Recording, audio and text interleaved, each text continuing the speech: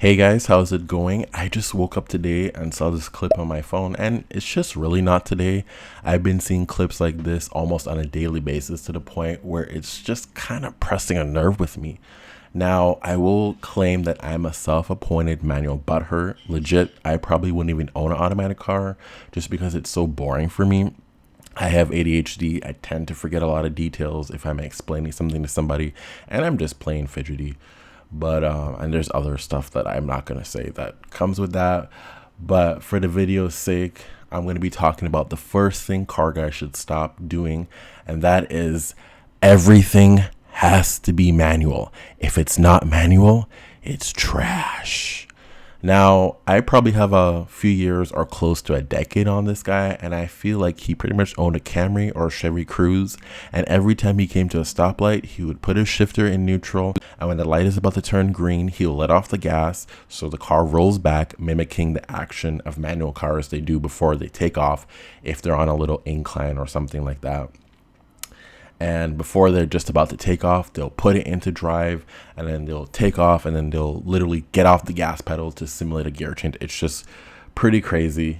And finally, when they actually get their manual car, they probably realize that it takes more awareness, muscle memory, but also it also fuels his obsession of manual, making him a better manual driver. Now, that particular person has some seat time in a manual car now, gets the feeling all of a sudden he develops this distaste for automatic cars just because of his experience. Now, I'm not going to take a deep dive into automatics versus manuals because nowadays it's kind of redundant. You have DCTs, with cool DSG farts, pops, and it's really quick. And, again, I'm not going to go too deep into that. But the gap, one thing I'll point out is the gap between manuals and automatic has gotten very, very small. And I mean way smaller. Now, a little while back, I was driving a BMW M6. I just posted like a little POV video. This car is an automatic. It has a 7-speed dual clutch. But let me tell you something. I put that thing in drive. I could literally feel the gears engaging as soon as I took off. I even had to feather the throttle like it was just a manual car. Like I always, I never thought I could feel such a connection to an automatic. Now, the M6 isn't a razor sharp driving experience, but the overall experience for me was quite good. And I'll say this very clearly, despite it being an automatic. Whether it's a skill issue or you're simply just not interested in driving manual, it doesn't make you any less of a car guy. The whole point, and this is going to sound like a fairy tale, but there is some truth to it. The whole point of being a car guy is the love and passion of cars and the connection you have towards the car that you're driving. That's it. I'm not going to go deep. I think that's just like the basis of it.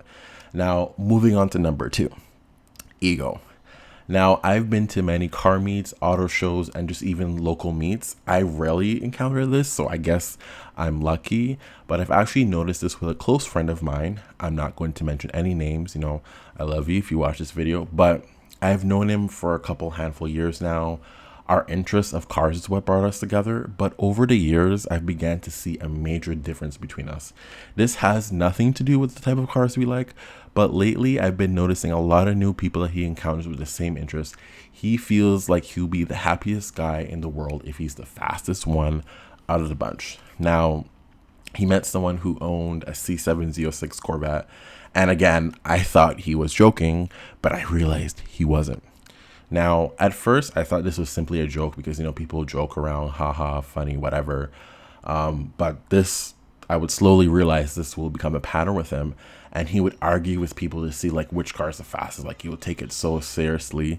And now it's just gone to a point where I just cringe inside because he's long lost the plot. It's gone past liking cars and it's changed into a competition who just can one up each other. And at this point, it no longer becomes fun. It just becomes an unhealthy battle of who's the fastest and not for the love of cars. And not just this, ego could be you driving an expensive car and you look down on others because they don't have a car that's equivalent to yours. There's so many different forms of this, but they do all plague all faction of call culture. I just never really understood that. It's just a damn car. People relax. And lastly, number 3, the third one, this will probably, I've said this in the beginning of the video, but I'll say it again. It'll probably strike a nerve with you, but not wrenching on your own car, then telling others who don't are automatically not car enthusiasts. I've heard of this take and the varying degrees of it. Now, I would like to make an analogy with Top Gear a little bit. I'll run it quick by you guys. You have Jeremy Clarkson, James May, and Richard Hammond. Jeremy isn't that mechanically inclined, but he understands a car's soul and character damn near perfectly. And although there are some takes where I disagree with him on, it would be crazy to say he isn't a car guy just based on that fact alone. James now is really or nearly a walking dictionary when it comes to the historical facts of cars, and he has some mechanical know-how. And lastly, Richard Hammond is probably one of the most mechanically inclined of the bunch, and he's often seen working and fixing cars on the show. If all can coexist with each other, why can't others? Like, I know it's pretty naive of me to think like that because they'll probably never happen, and someone will be quick to point out if you just can't do the basics. You simply shouldn't be in this space. It's a little bit harsh, but there's people out there who actually really believe that. What happens if you just simply enjoy the fact that they have a cool car, they want to enjoy it to the fullest, even if they can't install something as basic as an intake? Listen, and listen here. Don't listen to those people. They will pretty much discourage and shame you. Let them be in their space and you be in your own space. After all, we both like the same thing. I just don't understand why there's like so much hostility. If you don't like the fact that people don't wrench on their cars, why don't you use some of that hatred and anger and channel that into educating them on basic car maintenance where they can actually save money? Because let's face it, being into cars is, I can't even speak today. Being into cars is an extremely expensive hobby, and something as just simple as wheels and tires could set you back $2,000, and you haven't even touched any other aspects of the car. But yeah, those three things, I think car guys should absolutely positively stop doing it. And if they do stop doing that, I feel like it will be more of a pleasant experience for us all, any newcomers who want to join in. Now, I really do hope, things do improve. They might not, they might will, but those are just my thoughts on it. And if you made it this far to the video, thanks for watching, guys.